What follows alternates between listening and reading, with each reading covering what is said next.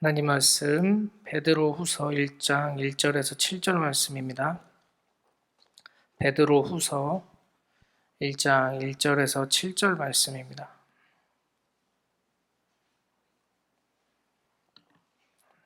베드로후서 1장 1절에서 7절 교독하겠습니다. 예수 그리스도의 종이며 사도인 시몬 베드로는 우리 하나님과 구주 예수 그리스도의 의를 힘입어 동일하게 보배로운 믿음을 우리와 함께 받은 자들에게 편지하노니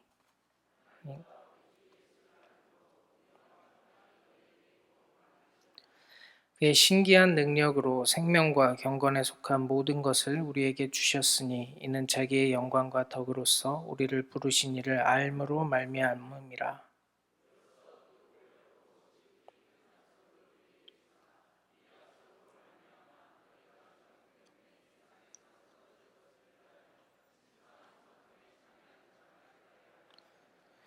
그러므로 너희가 더욱 힘써 너희 믿음의 덕을 덕의 지식을 함께 읽겠습니다. 경건의 형제 우애의 사랑을 더하라. 아멘. 제가 잠시 기도하겠습니다. 하나님 아버지 감사합니다. 이 시간 또 주님의 말씀을 듣고 주님께 예배하고 이렇게 우리에게 주신 귀한 주일을 마무리하고자 합니다. 주님께서 연약한 자를 세우셨으니 강건케 하여 주시고 이 시간 주님만이 홀로 드러나시고 주님의 그 말씀에 심오한 진리만이 우리 마음 가운데 새겨져서 우리가 주님께 더 나아가는 귀한 은혜의 시간이 되도록 함께하여 주십시오. 감사드리며 예수님의 이름으로 기도드립니다. 아멘. 오늘 우리가 베드로서 1장 1절에서 7절 말씀을 함께 읽었는데 저희가 집중적으로 이제 살펴보고자 하는 말씀은 3절입니다. 그의 신기한 능력으로 생명과 경건에 속한 모든 것을 우리에게 주셨으니 이는 자기의 영광과 덕으로서 우리를 부르신 이를 알므로 말미암음이다. 이 알므로 말미암는다라는 말에 우리가 좀 주목을 해봐야 되는데 2절에 보면 이렇게 나옵니다. 1절에서는 베드로가 이제 편지한다 이렇게 인사말을 쓰고 2절부터 하나님과 우리 주 예수를 알므로 알기 때문에 하나님과 우리 주 예수를 알기 때문에 은혜와 평강이 너에게 더욱 많을지어다. 그러니까 이 하나님과 예수 그리스도를 안다는 것 이것을 통해서 이제 은혜와 평강이 너에게 더욱 많기를 바란다라고 이야기를 하고 또 3절에서 비슷하게 그의 신기한 능력으로 생명과 경건에 속한 모든 것을 우리에게 주셨으니 이 생명과 경건에 속한 모든 것을 주셨는데 이는 이것을 주시게 된 이유나 근거 어떻게 주셨는가 하면 자기의 영광과 덕으로서 하나님 예수 그리스도의 그 영광과 덕을 통해서 우리를 부르신 이를 알므로 말미암았다. 그러니까 이 2절과 3절의 말씀을 이제 종합해서 보면 은혜와 평강이 너에게 더욱 많기를 바라고 또 생명과 경건에 속한 모든 것을 우리에게 주셨는데 이건 전부 다 하나님과 우리 주 예수를 알기 때문에 이 하나님과 우리 주 예수를 아는 것을 통해서 우리에게 주어졌다고 지금 이야기를 하는 것입니다.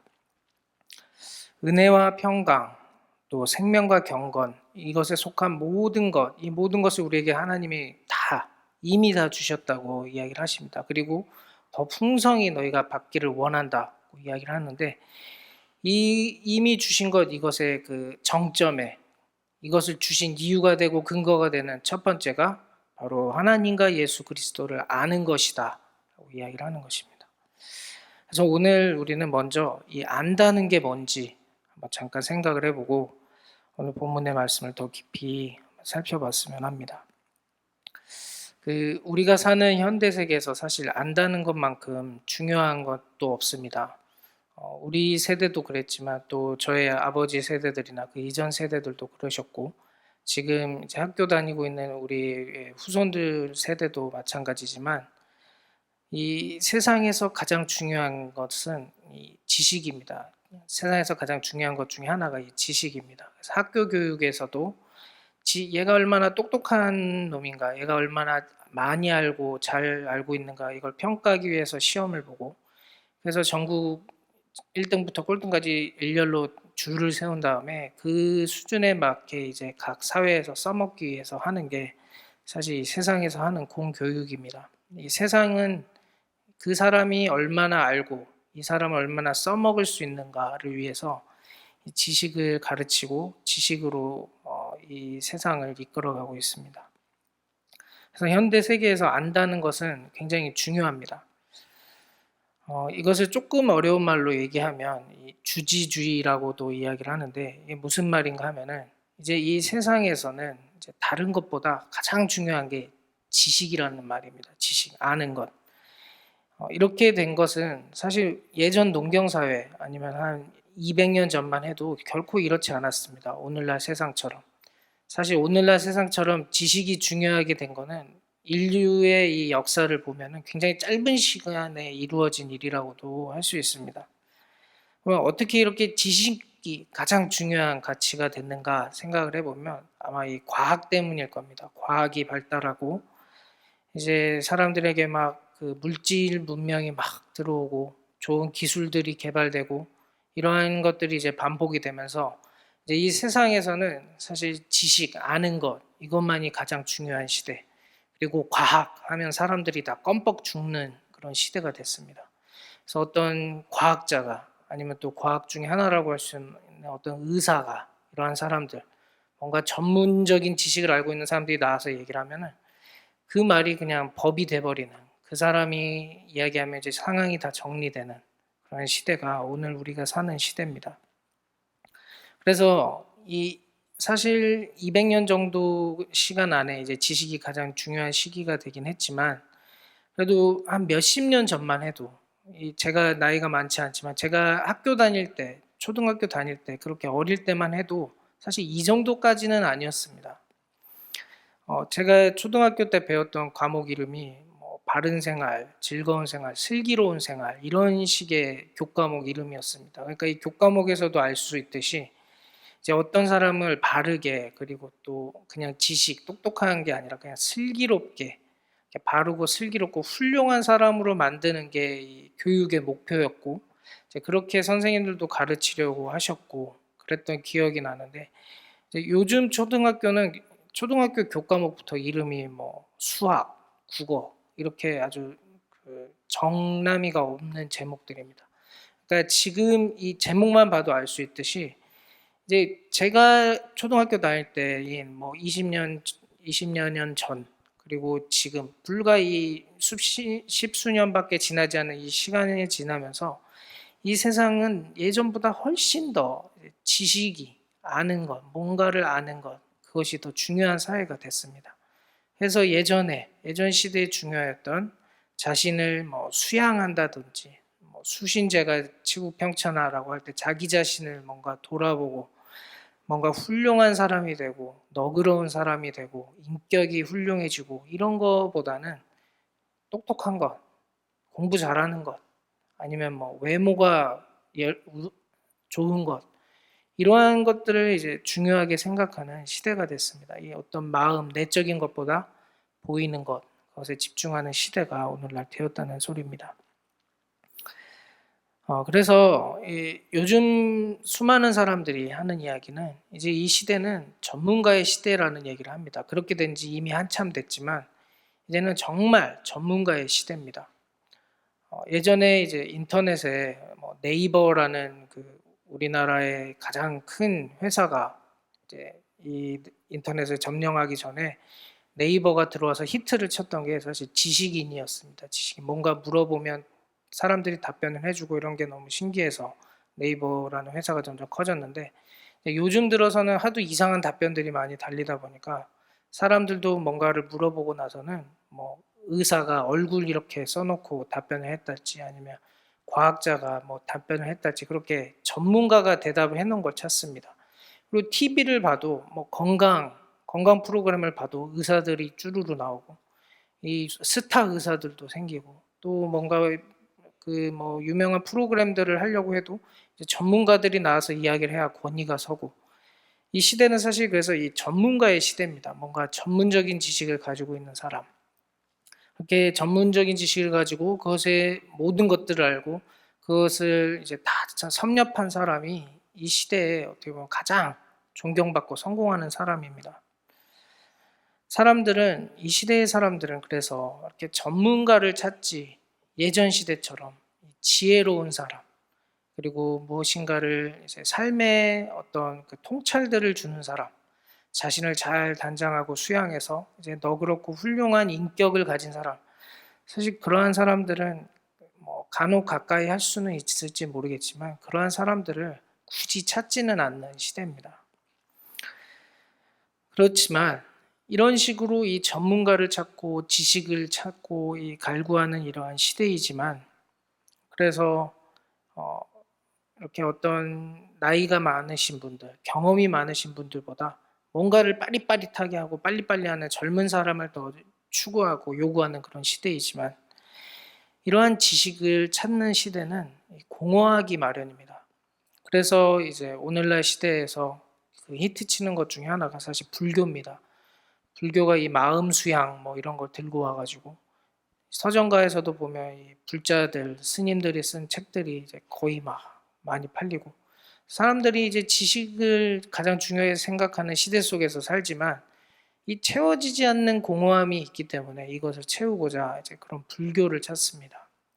또 요즘 또 히트하는 게 인문학, 철학 이런 거 하는 사람들입니다. 그래서 지금 한 몇 주 동안 계속 베스트셀러 1위가 철학자에 대한 그 책입니다. 미움받을 용기라는 철학자, 그 외국의 철학자에 대한 책인데, 그런 식으로 이제 사람들이 공허해지는 마음이 있다 보니까 이제 이 마음을 달래기 위해서 불교도 찾고 또 철학도 찾고 이러면서 뭔가 내 이 공허함을 채워줄 수 있는 것들을 찾는 그런 시대입니다. 뭐 그런 거를 찾는 사람도 있지만 또 여가를 위해서 이제 주말만 되면 아주 고속도로가 꽉 막히게 된지 이것도 사실 몇 년 되지 않은 현상이고, 또 뭔가 이 취미에 몰두해서 취미에 아주 빠져가지고 사는 사람들이 굉장히 많고, 이게 뭔가 사람들이 지식만으로는 채워지지 않기 때문에 그것을 채우기 위해서 분주하게 살아가는 게 사실 우리 시대의 삶의 모습이라고 할 수 있습니다. 한 연예인이 또 TV에서도 이런 말을 했는데, 자기는 11시만 되면 이제 밤 11시만 되면 공허함이 찾아와 가지고 어떻게 할 수 없는데, 이게 새벽 1시가 넘어가기 시작하면 이제 괜찮아지면서 잠이 든다, 뭐 그런 얘기를 한 걸 제가 본 기억도 있습니다. 그렇듯이 정말 인간의 이 마음은 뭔가 채워지지 않는, 아무리 그 세상 사람들이 중요하다고 하는 지식, 많이 알면 성공한다고 하는 이것만으로는 채워지지 않는 그 영혼 안에 있는 어떤 빈 공간이 있습니다.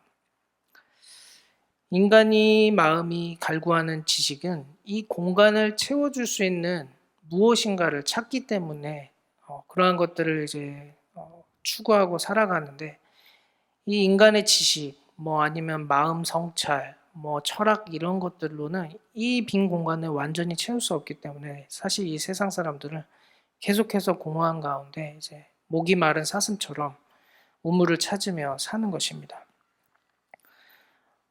우리 신앙의 선조 중에 한 명 유명한 사람인 어거스틴은 이런 말을 했습니다. 내 마음에 비어 있는 이곳은 하나님이 아니고서는 채워지지 않습니다. 라는 그러한 고백을 했고, 또 체스터턴이라는 유명한 사람은 사창가의 문을 두드리는 그 사람은 사실은 이제 하나님을 찾는 사람이다라고 이야기를 했습니다. 이 세상에서 뭔가 공허한 마음을 찾고자 채우고자 추구하고 찾는 그 모든 것들은 사실 이 마음의 빈 공간을 채울 수 있는 유일한 어떤 것을 모르기 때문에 그렇게 알지 못하는 가운데 찾아다닌다는 것입니다. 이 세상 사람들은 이 마음을 채울 수 있는 그것이 무엇인지를 모릅니다. 그렇지만 우리는 어거스틴이 얘기했던 것처럼, 그리고 체스터턴이 얘기했던 것처럼 이 마음을 채울 수 있는 것, 우리의 이 공허한 마음을 채울 수 있는 유일한 것이 무엇인지 알고 있습니다. 그 우리의 마음 가운데 빈 공간이라고 할 수 있는 것을 만들어 두신 바로 우리의 하나님이시라는 것입니다. 인간이 갈구하는 어떤 알고자 하는 이 마음, 인간이 추구하는 그러한 모든 마음들, 이 세상의 것으로는 결코 만족이 될 수 없는 그 마음.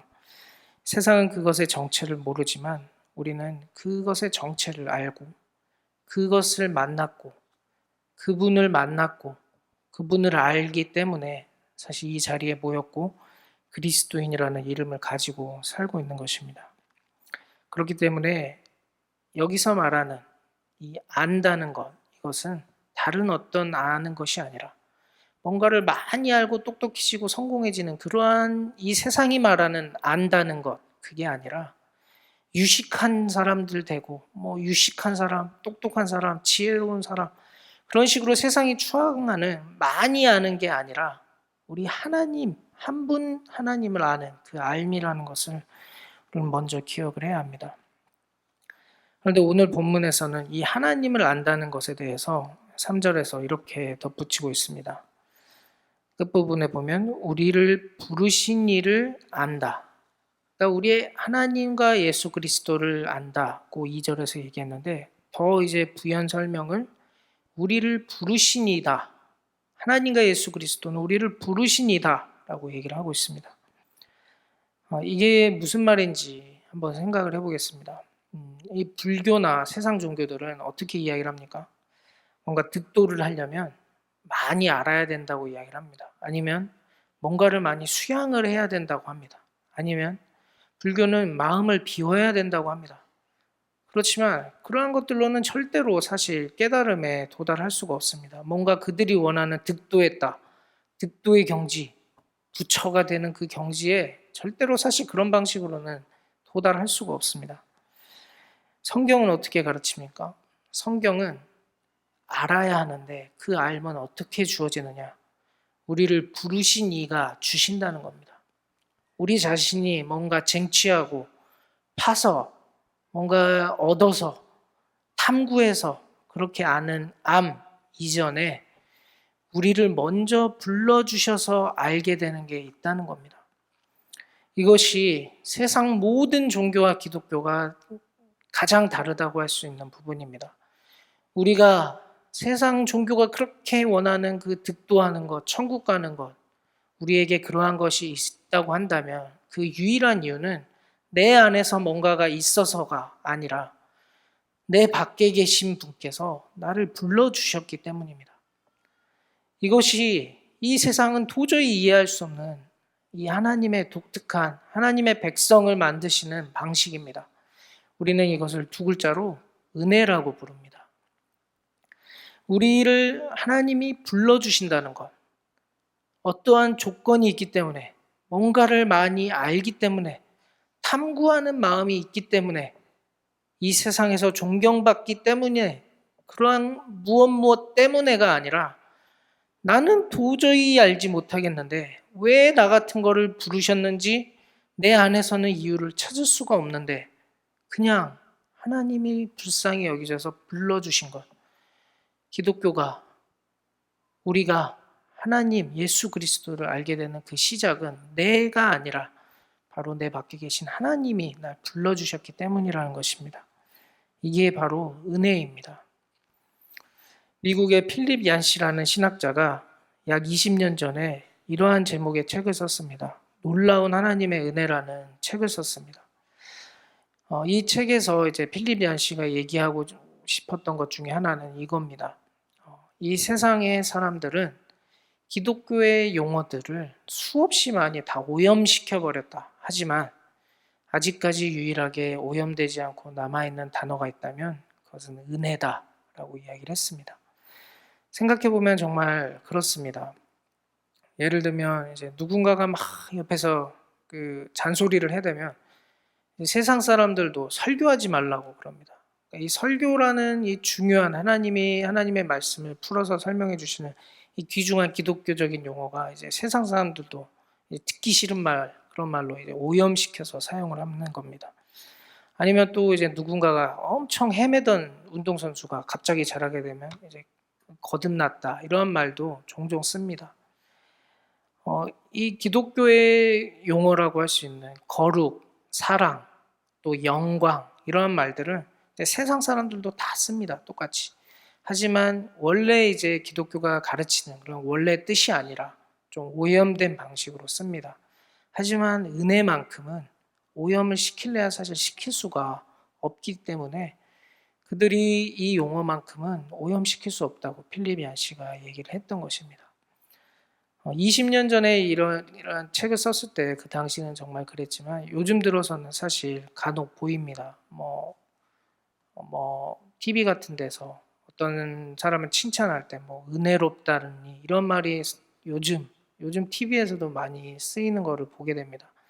근데 사실 그렇게 쓰면서도 그 사람들은 그냥 그 말 자체가 이제 독특하고 특이하기 때문에 쓰는 거지 그 은혜라는 말 뜻 자체를 알고 쓰는 게 아닙니다. 은혜는 예뻐 보이고 뭔가 아름다워 보이는 사람에게 쓰는 말이 아니기 때문입니다.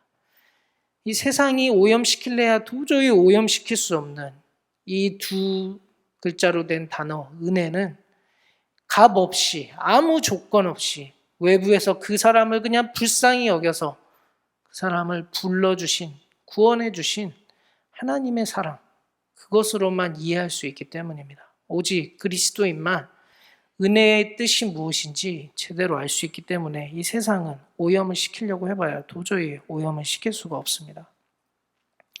바로 이 사실을 아는 사람, 내가 아무런 조건 없이 내가 어떠한 이 세상에서의 요구하는 그런 요구에 미치지 못하는 그러한 사람이라고 할지라도 내가 아무것도 자랑할 것이 없다고 할지라도 그리고 내가 하나님께 뭔가 자랑한 게 아무것도 없다고 할지라도 그냥 불쌍히 여기셔서 나를 불러주셨다는 것, 이 사실을 아는 사람, 그 사람이 바로 그리스도인입니다. 그리고 이 오늘 본문 이후의 말씀, 신성한 성품에 참여하는 자가 되는 것, 거룩한 삶을 살아가는 것, 그 모든 것의 첫 번째 단계는 바로 이 은혜를 아는 것입니다.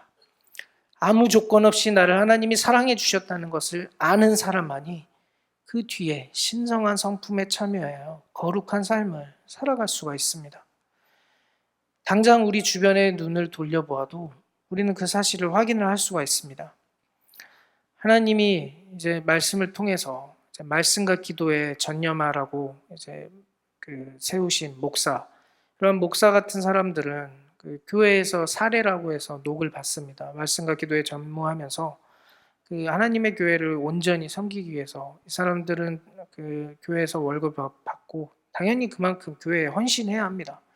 하지만 목사가 아닌 그냥 일반적인 성도분들이 교회를 그렇게 섬기는 모습을 보면 정말 이 세상 사람들은 사실 도저히 이해를 할 수가 없을 것입니다. 그분들이 돈을 받는 것도 아닌데 왜 그렇게 교회를 섬기고 헌신을 합니까? 오늘같이 정말 덥고 폭염주의보가 내리는 그런 날에 밖에 아스팔트 위에 2, 3분만 서 있어도 정말 땀이 줄줄 흐르는 그런 날에 정말 교회에서 돈을 받는 것도 아닌데 이 밖에서 이제 주차 관리하시는 분들을 오늘 보면서 집에 가면서 그런 생각을 많이 했습니다. 도대체 무슨 이유 때문에 이 더운 날 저기 서서 웃는 낯으로 교통 정리를 하시면서 사람들이 이제 성도들이 집에 가는 그 길을 인도하고 계실까? 다른 이유로서는 설명을 할 수가 없는 것입니다. 이 세상은 도저히 이해할 수가 없는 것이 그분들의 마음 가운데 있기 때문입니다. 그것뿐만이 아니라 이 교회를 섬기는 모든 봉사하는 분들의 마음속, 우리 주변 옆에 바로 있는 이 교회를 섬기는 수많은 성도들의 마음속, 그들의 섬김을 볼 때 왜 저 사람들은 저렇게 교회에 헌신할까? 왜 저 사람들은 교회를 위해서 수고할까? 그 이유는 이 은혜 말고는 설명할 길이 없습니다. 바로 내가 아무 조건 없이 값 없이 하나님이 날 불러주셨다는 사실을 알기 때문입니다. 바로 그 이유 때문에 우리 모두가 아무 조건 없이 교회를 섬기고 옆에 있는 지체를 섬기고 주님을 믿지 않는 가족들에게 복음을 전하고 내 옆에 죽어가는 그 이웃에게 복음을 전하고 누가 돈을 주는 것도 아닌데도 내가 그 은혜를 알기 때문에 그렇게 한다는 것입니다. 우리가 이 세상에서 살아가면서 거룩한 하나님의 백성으로 살아가야 한다는 얘기를 교회에서 계속해서 듣습니다. 그러나 그러한 계속해서 우리가 거룩하게 살아가야 한다는 이러한 이 권면의 말씀, 그러한 말씀을 들으면서 우리가 먼저 생각을 해야 되는 것은 바로 이 사실입니다. 만약 내가 이 세상에서 거룩하게 살라는 이 말씀이 듣기가 싫다면, 내가 교회를 섬기다가도 어느 순간 짜증이 몰려오고 내가 왜 이러고 있나, 내가 왜 이렇게 아쉬운 소리 들으면서 이러고 있나 라는 생각들이 든다면 우리는 다시 이 처음 지점으로 돌아와야 됩니다. 하나님이 나를 값없이 부르셨구나.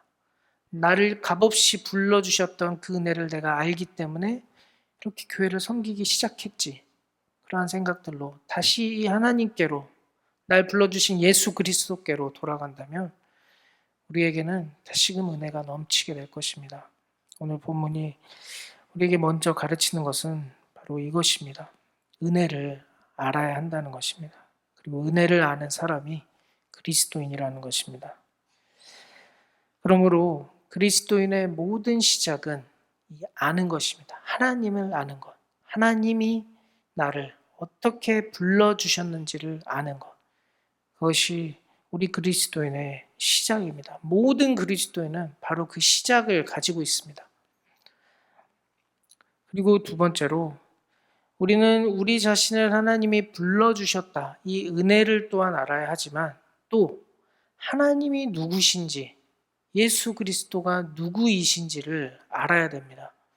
나를 불러주셨다는 것, 나를 이분이 불러주셨다는 사실을 알아야 하지만 또 날 불러주신 그분 자체가 도대체 누구신가를 알아야 합니다. 그런데 이 사실을 모르다 보니까 우리나라에서도 이 수많은 이단들이 창궐을 합니다. 신천지에 빠진 제가 아는 한 가까운 한 친구의 이제 어머니가 계신데, 그분이 이야기하는 게 그렇습니다. 교회 다닐 때는 못 느끼던 걸 신천지에 가면 느낀다고. 신천지에 가면 사랑이 있다고. 사람들이 너무 자기를 사랑해 준다고.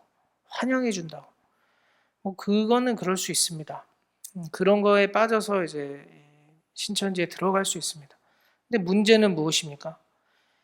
신천지에 빠졌다는 것은 그 사람 안에 무슨 알미 없었다는 것입니까? 이 하나님이 누구이신지, 예수 그리스도가 누구이신지에 대한 알미 없었다는 것입니다.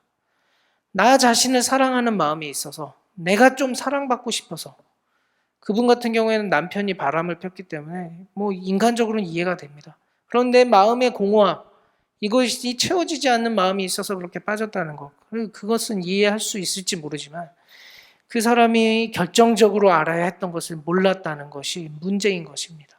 하나님이 누구이신지, 예수 그리스도가 누구이신지 우리가 알아야 되는 이 중대한 또 하나의 알면 바로 이것입니다. 신명기 7장 9절에서 이렇게 말씀하십니다. 신명기 7장 9절 말씀에, 그런즉 너는 알라, 오직 내 하나님 여호와는 하나님이시요 신실하신 하나님이시라.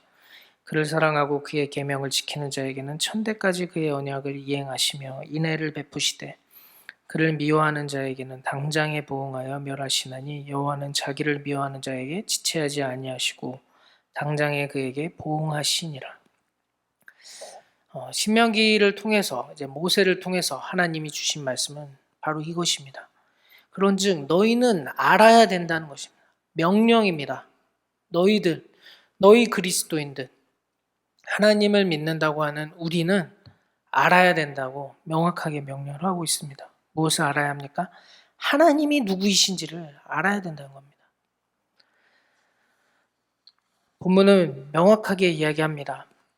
은혜와 평강, 생명과 경건에 속한 모든 것, 이 모든 것의 시작이 하나님을 아는 것으로부터 시작이다.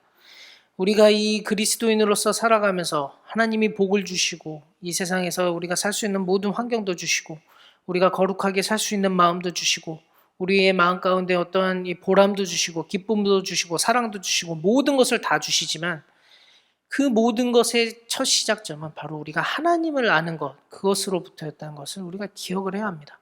만약에 우리가 이것을 놓치게 된다면, 우리가 이것을 놓친 채 뭔가 다른 것들에 분주하면서 살아가게 된다면 우리의 마음은 필연적으로 공허하게 될 수밖에 없습니다. 우리가 이 처음 시작을, 우리의 이 처음 토대를 잃어버렸기 때문입니다. 우리가 뭔가를 열심히 한다는 것 자체는 중요하고 칭찬받을 만한 것이지만, 열심히만 하고 표대를 잃어버린다면 그것은 어리석은 것입니다. 우리가 항상 먼저 돌아보아야 하는 이 시작점은 바로 내가 하고 있는 이 열심, 내가 하고 있는 이 섬김, 과연 이것은 하나님 때문인가? 이 사실을 우리가 먼저 기억을 해봐야 합니다. 나는 하나님을 열심히 알고자 노력하고 있는가? 내가 교회를 다닌다고 하면서, 내가 무엇인가를 한다고 하면서, 내가 세상에서 열심히 산다고 하지만, 내가 정작 하나님을 알고자 하는 열심에서는 소홀히 하고 있지 않은가? 우리는 이 사실을 기억을 해봐야 됩니다. 만약 나에게서 이 중요한 것이 빠져 있다면, 우리는 이 흔들리는 폭풍이 치는 곳 가운데에서 흔들리고 있는 배처럼 뭔가 닻을 내리고 든든히 닻을 내리고 굳건히 서 있어야 하는데 이리 휩쓸리고 저리 휩쓸리고 있는 배처럼 살아가는 자들일 것입니다. 우리가 두 번째로 중요하게 알아야 되는 것은 그러므로 우리 하나님이 누구이신가에 대한 알미입니다.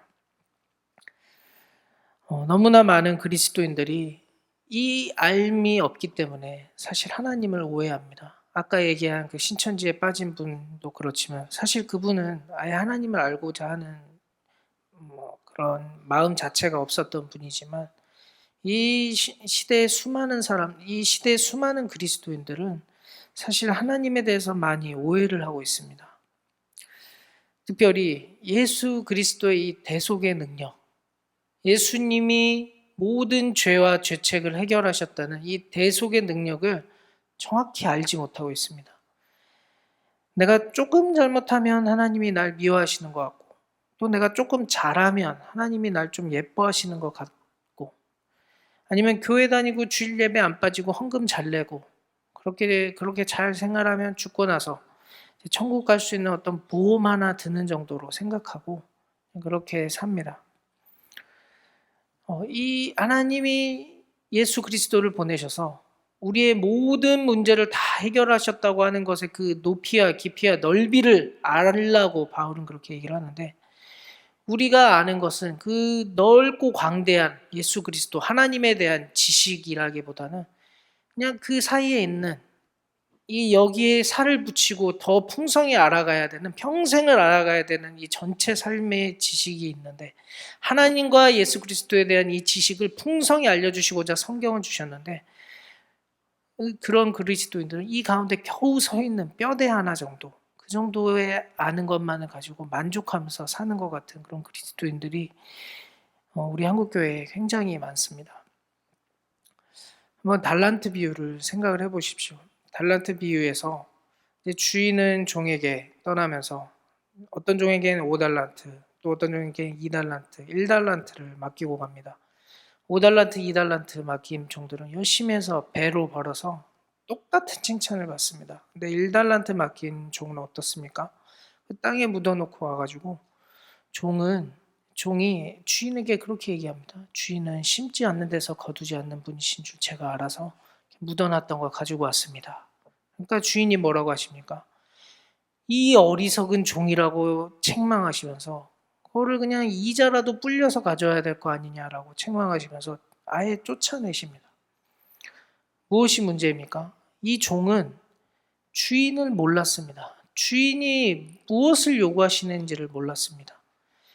다른 사람은 5달란트, 2달란트 줬다는 것 때문에 그것과 비교하면서 내게 너무 작아 보여서 그랬는지 그냥 하나님께 그 주인에게 불평하면서 그냥 묻어놓고 이 주인의 뜻은 생각해 보지도 않고 주인이 어떠한 분이신지를 모른 채 그냥 지 마음대로 그냥 편안하게 살다가 주인 앞에 온 것입니다. 주인은 어떠했습니까? 5달란트나 2달란트나 똑같은 상을 줬습니다. 잘하였도다 착하고 충성된 종아 내 잔치에 참여하라. 뭔가를 더 주고 덜 준 게 아니라 똑같이 그들을 낙원으로 인도해 가셨습니다.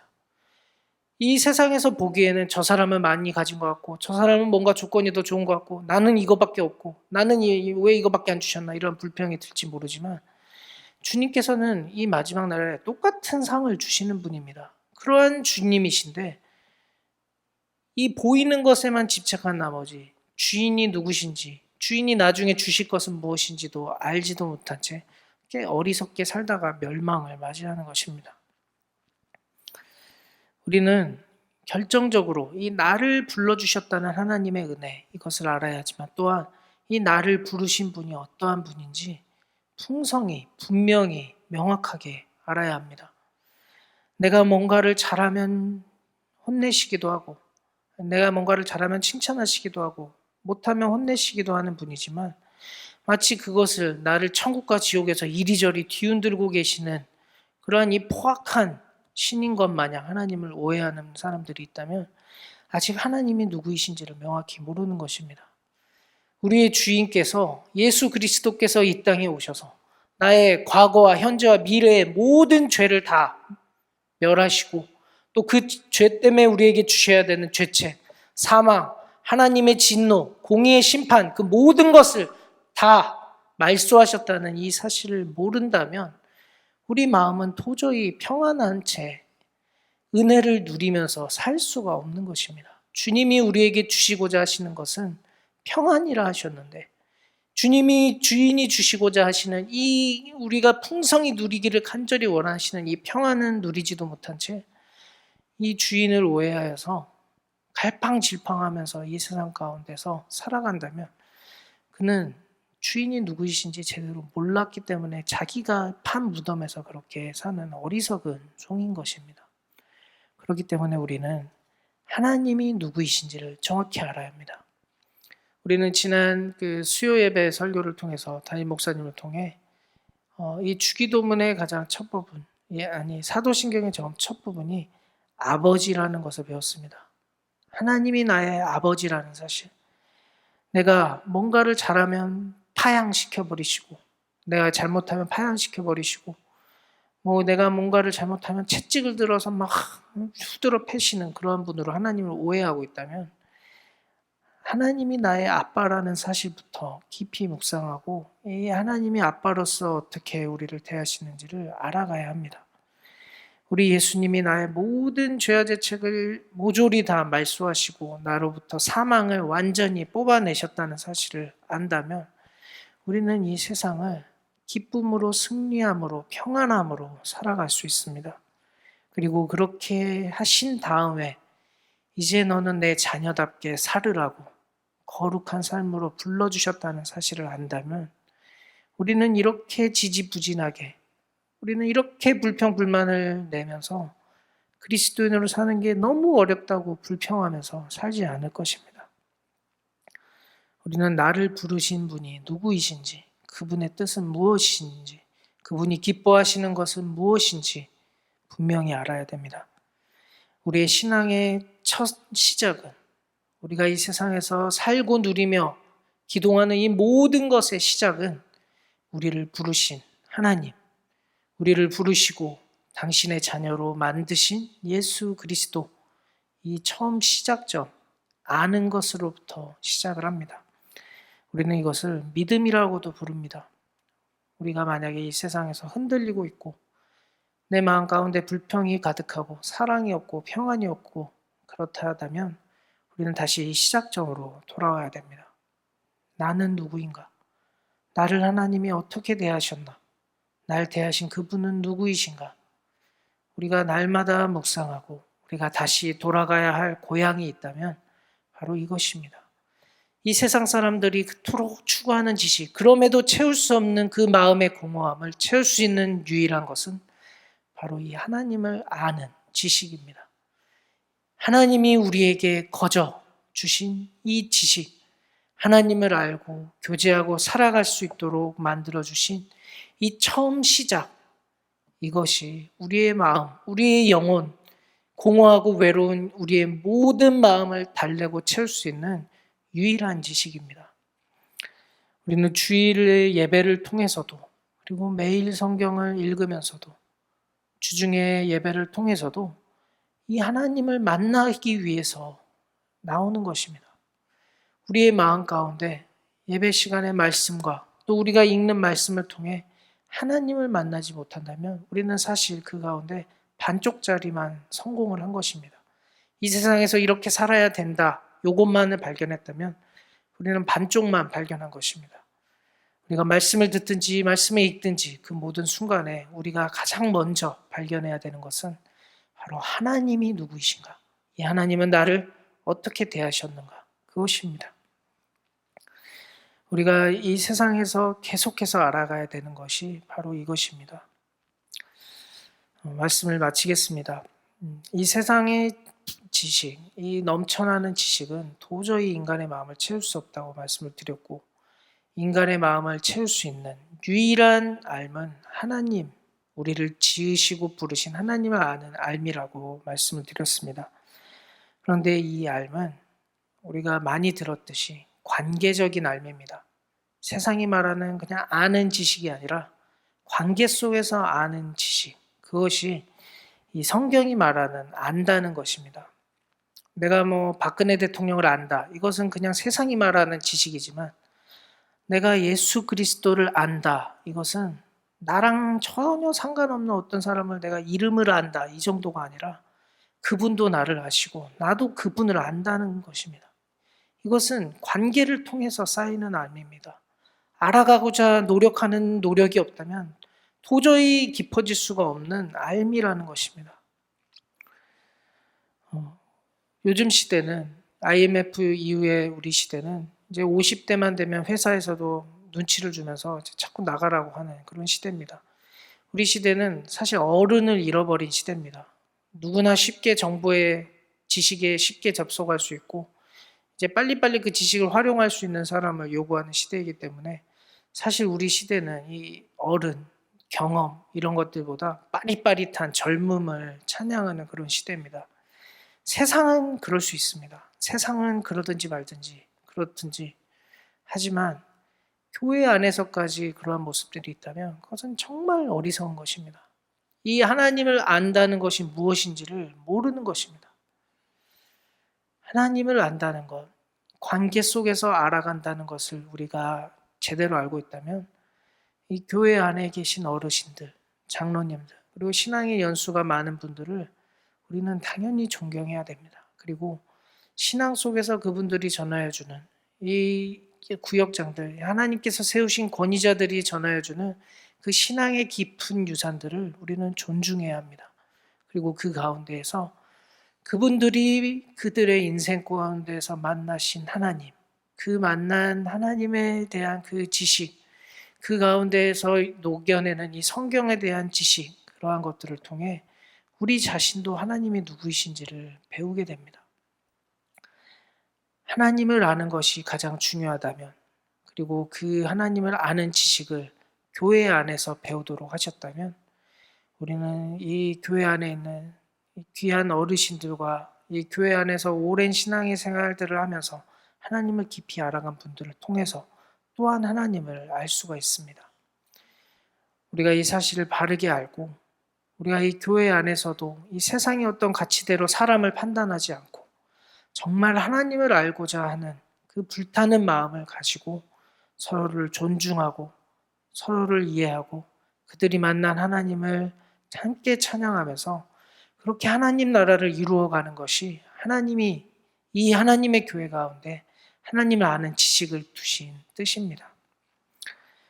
말씀이신 주님께서는 우리에게 하나님의 말씀을 주셨습니다. 그리고 이 말씀을 통해서 하나님을 경험하고 누리고 알아갈 수 있도록 다 허락하여 주셨습니다. 우리가 이 사실을 바르게 안다면 우리는 말씀을 통해 하나님을 알아가고 말씀을 통해 더욱 깊이 하나님을 알아간 우리 교회의 지체들, 어르신들, 신앙의 연수가 오래되신 분들을 존중하며 그분들의 이야기를 들으며 서로가 함께 세워져 가면서 더 든든히 하나님의 나라를 세워가는 일들이 우리 가운데 있기를 간절히 소망합니다. 함께 기도하겠습니다.